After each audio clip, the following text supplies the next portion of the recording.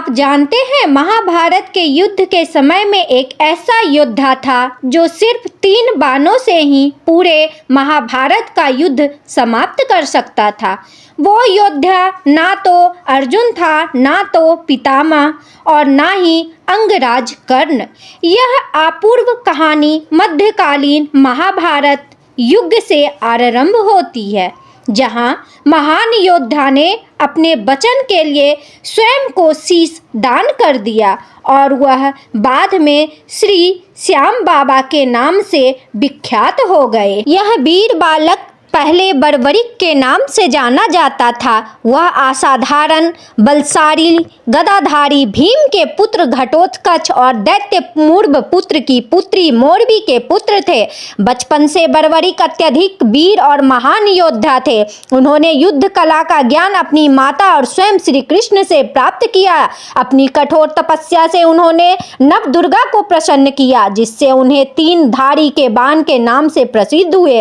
इसके अतिरिक्त अग्निदेव ने उन्हें प्रसन्न होकर एक ऐसा शक्तिशाली धनुष प्रदान किया जो सक्षम था। जब बर्बरीक को कौरवों और पांडवों के मध्य जब महाभारत का युद्ध अपरिहार होने का समाचार मिला तो उनकी भी युद्ध में सम्मिलित होने की तीव्र इच्छा जागी। अपनी माता से आशीर्वाद लेने जाने पर उन्होंने एक महत्वपूर्ण वचन दिया कि वे युद्ध में सदैव हारे हुए पक्ष का साथ देंगे।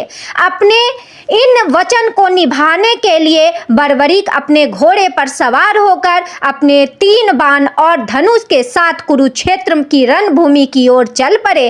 रणभूमि की ओर जाते समय सर्वव्यापी श्री कृष्ण ने ब्राह्मण भेष धारण कर बर्बरीक के बारे में जानने के लिए उन्हें रोका और उनके बारे में जानकर उन्होंने उनकी हंसी उड़ा दी। मात्र 3 बाण से युद्ध में सम्मिलित होने आया है, ऐसा सुनकर बर्बरीक ने उत्तर दिया, मात्र 1 बाण शत्रु सेना को प्राप्त करने के लिए पर्याप्त है।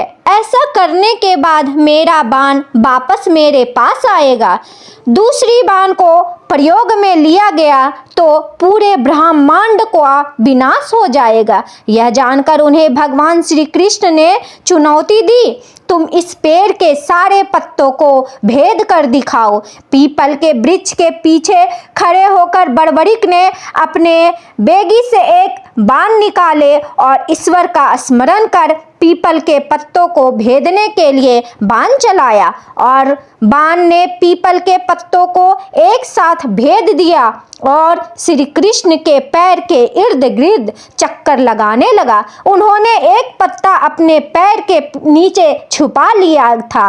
बर्बरीक ने कहा, आप अपने पैर को हटा दीजिए, अन्यथा यह बाण आपके भी पैर को भेद देगा। तब ब्राह्मण ने श्री कृष्ण से दान देने की अभिलाषा व्यक्त। वीर बर्बरीक ने उन्हें तत्काल वचन दिया और दान मांगने को कहा।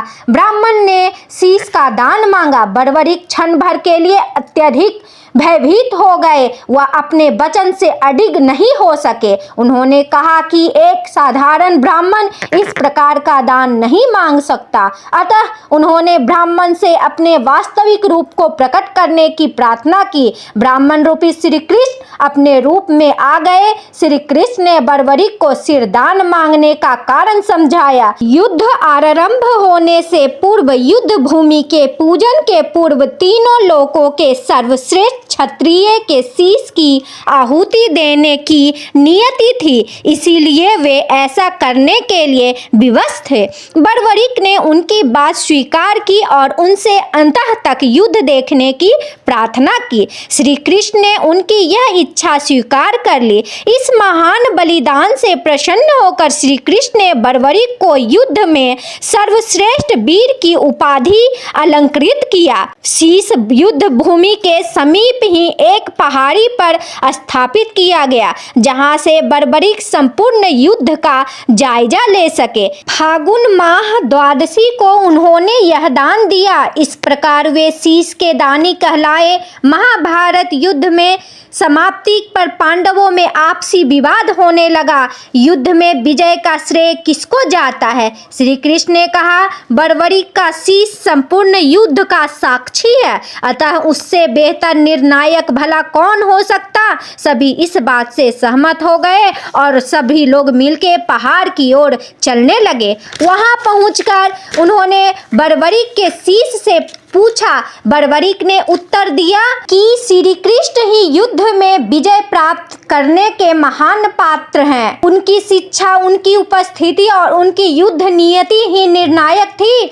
उनके युद्ध भूमि में सिर्फ उनका सुदर्शन चक्र ही घूमता हुआ दिखाई दे रहा था, जो शत्रु सेना को काट रहा था। महाकाली श्री कृष्ण के आवेश में शत्रु सेना के रक्त से भरे प्याले का सेवन कर रही थी। श्री कृष्ण ही बर्बरीक के महान बलिदान से काफी प्रसन्न हुए और वरदान दिया कि कलयुग में तुम श्याम नाम के जाने जाओगे, क्योंकि उस युग में हारे हुए का साथ देने वाला ही श्याम नाम धारण करने में समर्थ है। उनका शीश खाटू नगर वर्तमान राजस्थान राज्य की सीकर जिला में दफनाया गया था, इसीलिए उन्हें खाटू बाबा श्याम कहा जाता।